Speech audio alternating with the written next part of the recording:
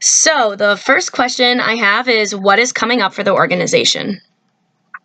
Well, let's see. Next week we have a meeting, a chapter meeting where we're going to discuss endorsements, and we're going to have a representative from the Fair District, Ohio Fair District Commission, come and talk to us about ballot issue 1. We are organized as what's known as a 501c4 organization, which is a nonprofit, but it means that we are allowed to do some political work. And so the result of that is that we can do endorsements, although we can't coordinate with candidates, so we're not like a PAC. Gotcha. And in the past, we have not really been very proactive about doing endorsements, but with so much going on right now and with people feeling more politically engaged, it seemed to me like it was a good opportunity to try and examine what that might look like. And we have to stay focused on local races because there is a statewide now, and they do endorsements at the state level. But there's plenty of stuff happening at the local level as well. So we're going to talk about that, and that's the next thing immediately on the horizon. Okay, cool. And how did you get involved with the Cleveland chapter of NOW? Well, it was some years back, probably 5 or 6 years ago, and I'm trying to remember. I think something else probably happened at the State House that annoyed me to no end. Probably some impingement on reproductive rights. And I decided that, you could sort of be angry or you could try and do something. And so I had many years before had a NOW membership, but had let it expire. And I thought, well, maybe I should renew that. And I did. And I found out that there was a chapter meeting. And I went, and believe it or not, I and a friend of mine were the only 2 people who showed up besides at that time, chapter leader. And she said, oh, good, you're here because I was going to fold the chapter. Now it's yours. Oh. So I inherited it at that point. I couldn't even really tell you when. And honestly, it's been sort of a fits and starts organization since. It's pretty hard to get people engaged and active. Mm-hmm. So especially I think in a time of sort of online engagement, people, like we have, 1,300 likes or something on our Facebook page, but that does not translate into really active participation in events and things. Mm-hmm. And so it can be a little frustrating. We have elections scheduled for June, and we last year went through a process of drafting up new bylaws and operating rules, and in that we identified some new leadership opportunities. And so I'm hoping that we'll find some people who want to step up and take some ownership. In particular, we're going to create a VP of Action position. So for people who really are kind of well connected in what's happening in the community and eager to not just care about something, but actually do something about it, it would be an ideal position for somebody like that. And I'm hoping that maybe that will help spur us to be creating more opportunities for people to connect with us. We've done things over the past year that have been successful. I mean, a month ago or so, we sponsored a forum on gun violence, and we had speakers from a number of different organizations, including Ohioans for Gun Safety and Moms Demand Action and Sandy Hook Promise and Black Lives Matter. And that was that was well attended. We had, about 50 people probably come and learn about what those organizations were doing and the unique perspective that each brought to issues of gun violence and the need for more robust gun restrictions. And so I know we can make those kinds of things happen. But as somebody who also works full-time for another feminist organization and teaches classes, I have limited capacity myself to keep coming up with things. So that's sort of a long and circuitous response to your question. But that's how I became engaged. Okay. And here I still am, although these 5 or 6 years later, still trying to kind of keep the organization doing things. And trying to keep people or get people to see the unique opportunity that now provides. That's a little different from a lot of other organizations because now is emphatically a multi-platformed feminist group. So it works on a number of issue areas. Mm-hmm. And so that means we are well positioned to be responsive to developments as they happen. Right. So yes, we're absolutely concerned about reproductive rights, and we're an active member of the Freedom of Choice Cleveland Coalition, through which we co-sponsor activist events and send people to lobby day and do that sort of thing. But we also are concerned about LGBTQ rights, and so we participate in Pride. We staff a table at Pride every year. Mm-hmm. Look for ways to support organizations working in the LGBTQ community.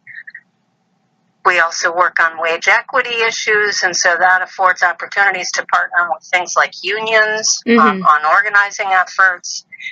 And so that separates us a bit from an organization like, say, Planned Parenthood or NARAL or Jobs with Justice or other groups that really focus on a single thing. Mm-hmm. All right. And how has NOW impacted your life? Aside from frustrating things to no end for many years. No, that's not true. No, I would say it has been good about keeping me connected to that broad range of issues. So full disclosure, I work at NARAL Pro-Choice Ohio, and I love that job and I love that work. And so I kind of live and breathe reproductive rights all day long at my job. Okay. And so I know a whole lot about what's happening in that arena. But because of NOW, I've paid more attention to things like efforts to pass the ERA, which, by the way, Illinois just ratified. That was pretty cool. Yeah. And wage equity issues like equal pay day and what that really means.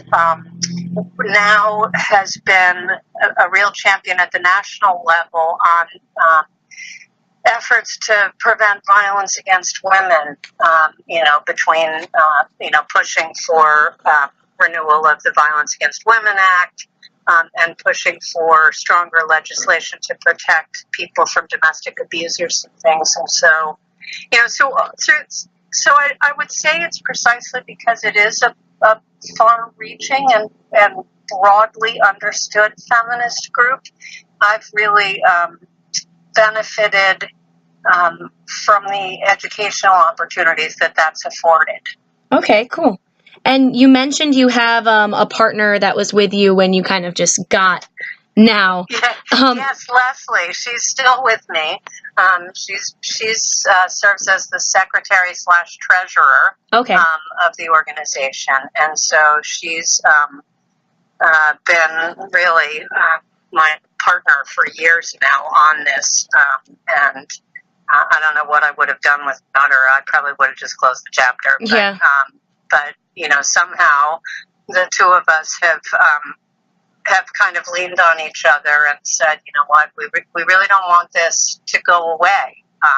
You could still be a member of NOW without a local chapter, but if you do that, basically you are just kind of providing financial support to the national organization and secondarily to the state level organization. But it seems to me that to be relevant, you need to look for ways in your immediate community to have an impact. And so, that's the opportunity that the chapter affords. And it's not really, and we haven't really realized that promise as effectively and as deeply as I feel like we ought to. And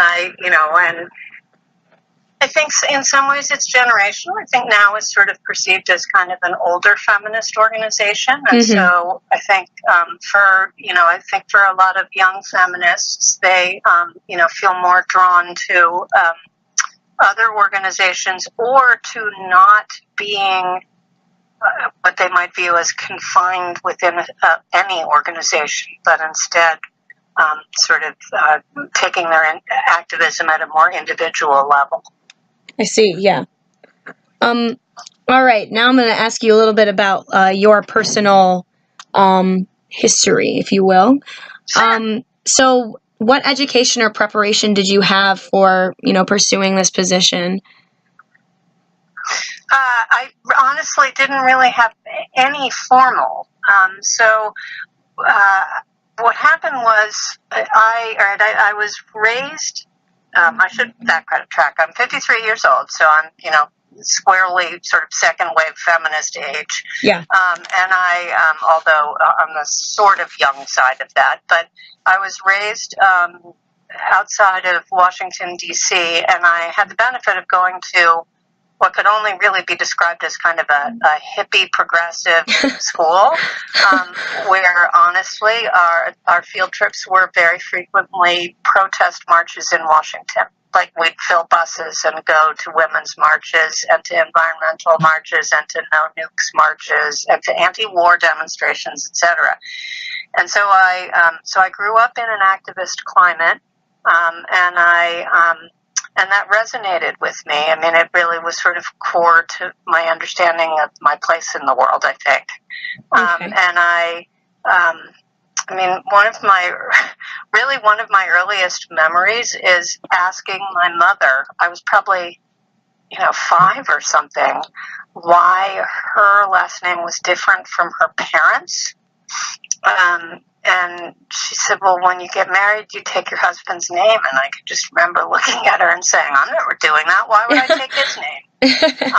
And she kind of paused and she looked at me and she said, I think you're right. There's no real reason you would ever need to.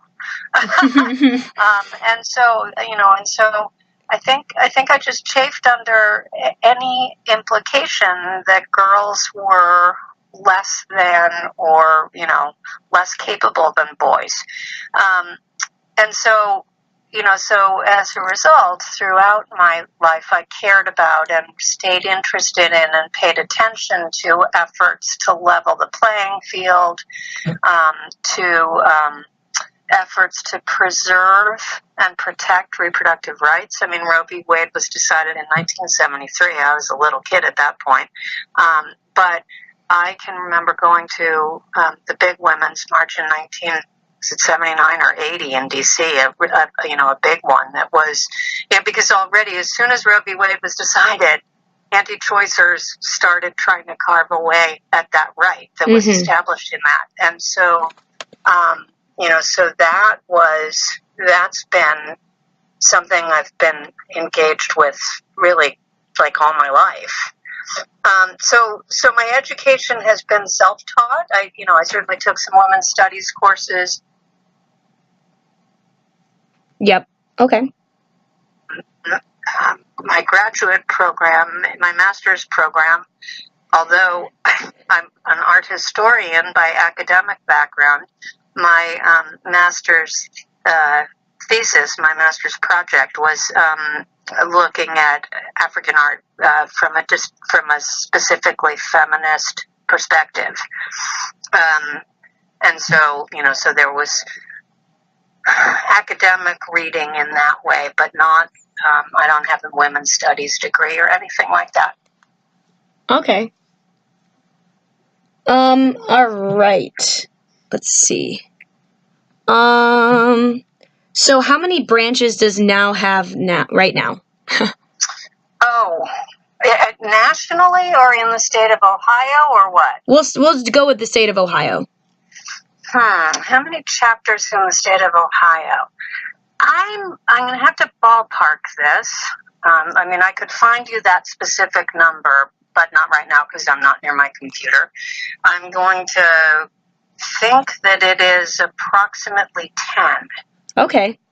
So it's not in every place in Ohio, but there are chapters in sort of the key cities. So there's a Toledo, a Columbus, a Cincinnati, a Cleveland. The Akron chapter, I think, is sort of in limbo. I'm not really sure that it's active at the moment. There's an Oberlin chapter. I think there's a Dayton or / Springfield chapter that's kind of getting new life breathed into it right now. Okay. And what happens with NOW is when you become a member of NOW, you are automatically then a member of your local chapter, if there is one. Otherwise, you're considered an at-large member. And then your state NOW organization, and then your national NOW organization. So, so the chapters are the in-state affiliates of the larger national organization headquartered in Washington. Okay. And so, so in the areas of the state that don't have an official chapter, those individuals are still considered members of Ohio NOW and of National NOW and have, whatever rights and privileges are accorded thereto, meaning you can attend the annual meeting and vote on officers and, certainly the state level organization tries to provide support. So if a NOW member wants to try and host a NOW branded event, they should be able to contact the state level organization to see if there are resources to help spread the word, and sometimes there may be financial assistance, etc. Okay. And how do you start a new chapter? So there are actually on the National NOW website, there are guidelines for precisely how to do that. So if you visit now.org, there's downloadable resources, and there's a sort of document that's entitled "So You Want to Start a NOW Chapter."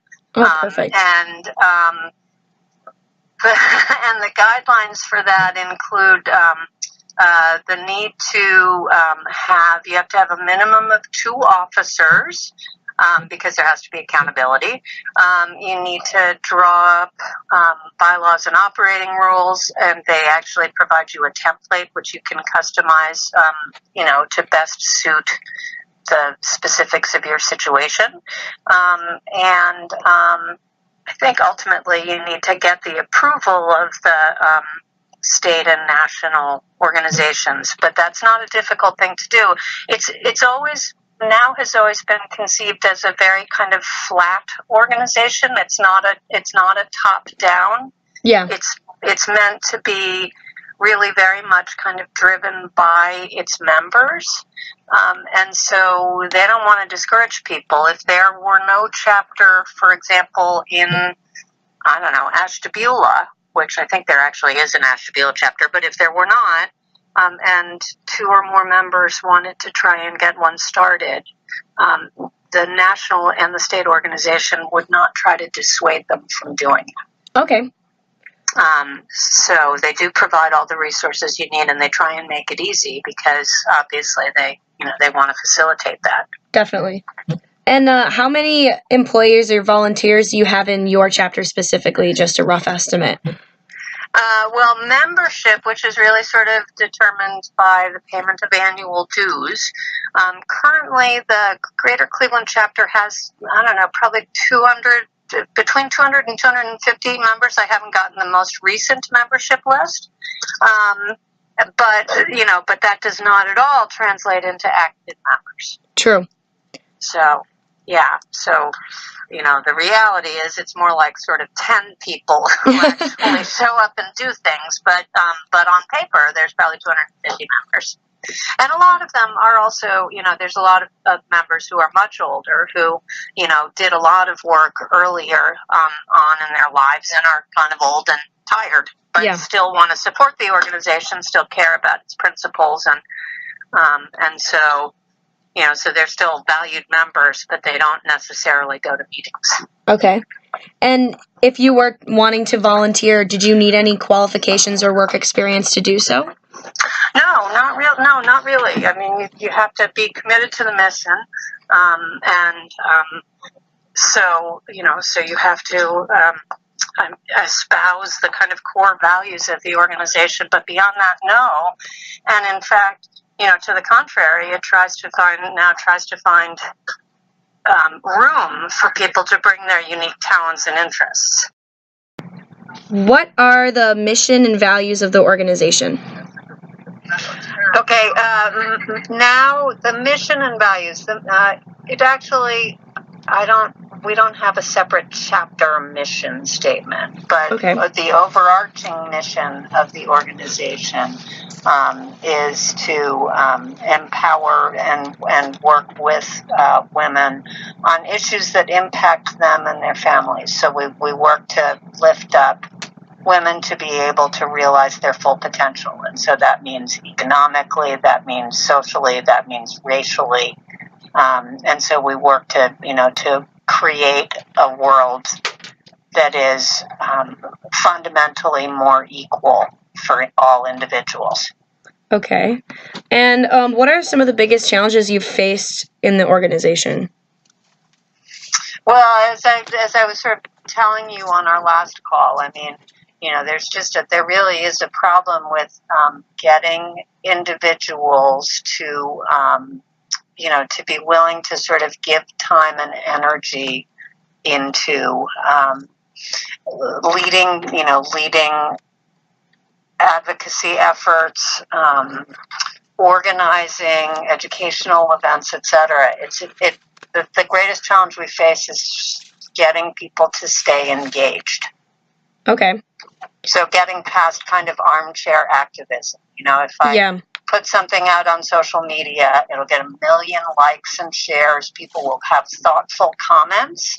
Mm-hmm. But if you try and then, translate that into, well, if you care about this issue, you should come to this forum that we're sponsoring where we're going to, discuss this. And it doesn't pan out in the same way. I see. And do you offer any services for the community through the organization? Well, one of the things that we're often approached about is by women who it's very frequently sort of bad divorce cases and things. Sometimes it's employment discrimination as well. And the problem is, of course, that we're not a legal organization, so we can't offer legal assistance or legal aid. And sometimes people have looked on the national website and seen that now cares about things like custodians and that kind of thing. It looks at them on a policy level. It's not on an individual case. And so we don't offer those kinds of services, unfortunately. We try to connect people to resources that are helpful, but we are not a service providing agency. Okay. And what do you love about the organization? Well, I think I was talking about that last time. I love the fact that it is broad in its understanding of feminist issues, and that it allows room for work on a multiplicity of issues, and so it's not a single issue organization. Because I think feminism is an overarching philosophy that is broad-based in its understanding, right? I think feminism recognizes that you can't have economic parity if you don't address reproductive rights, if you don't address access to quality child care, affordable quality child care, if you don't address the kinds of structural inequities that contribute to to women being discriminated against in all aspects of their lives. So I appreciate the fact that it sees all of those issues as related, and that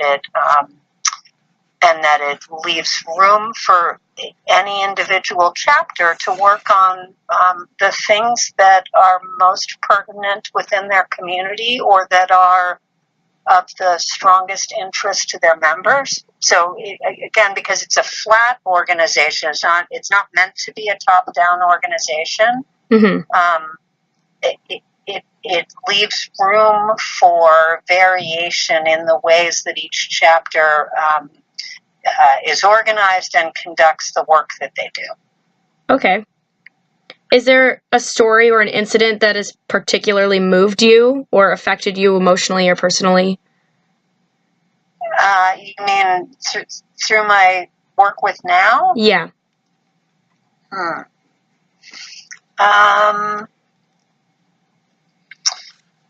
Well, let's see.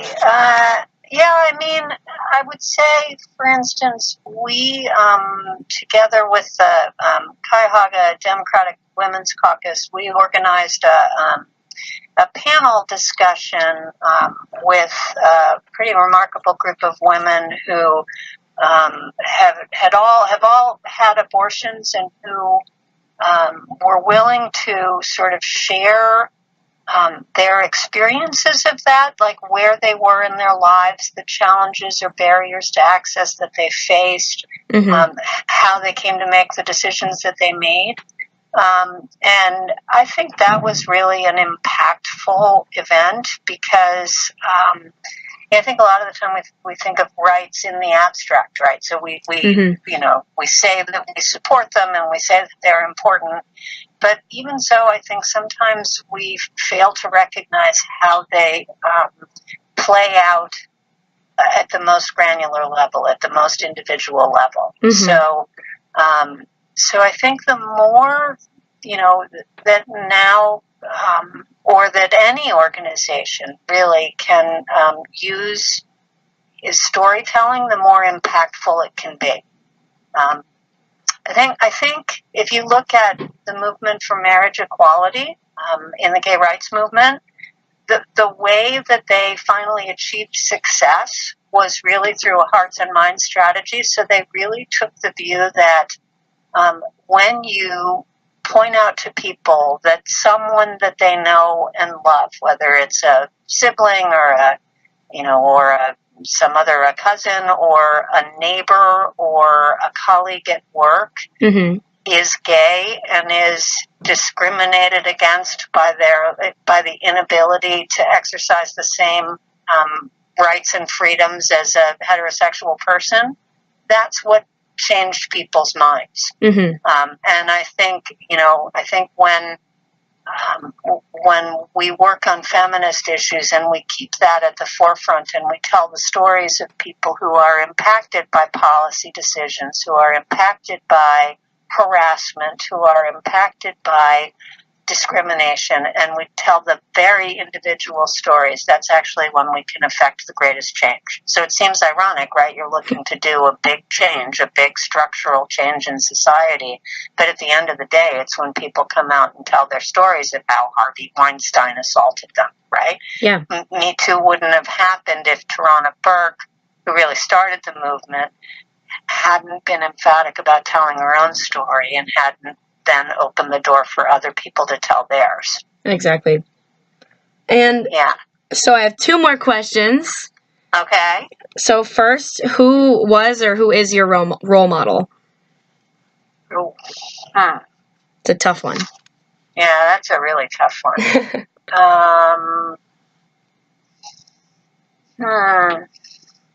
Gosh, there are so many women who have done such remarkable things.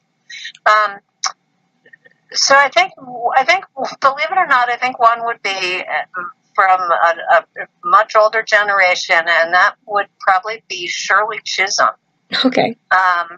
Who was smart and thoughtful and strategic, and who looked at where women and where people of color were in her time, and she said it doesn't have to be this way. So she imagined something bigger, and the odds were, of course she was not going to win the major party nomination to be president of the United States, but the mere fact that she had the courage to actually launch a real campaign at a time when, first of all, nobody thought a woman would ever be president, let alone, a black woman. I think there's a lot to that. I think what I admire about that is sort of having the gumption to dream big, to look those challenges squarely in the eye and say, I don't care that those challenges are there.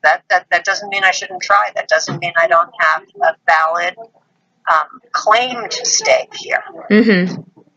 And so as a real pioneer of women in politics, as a real pioneer of, an African-American person claiming a place at the table, I think she would be a real role model and a real hero.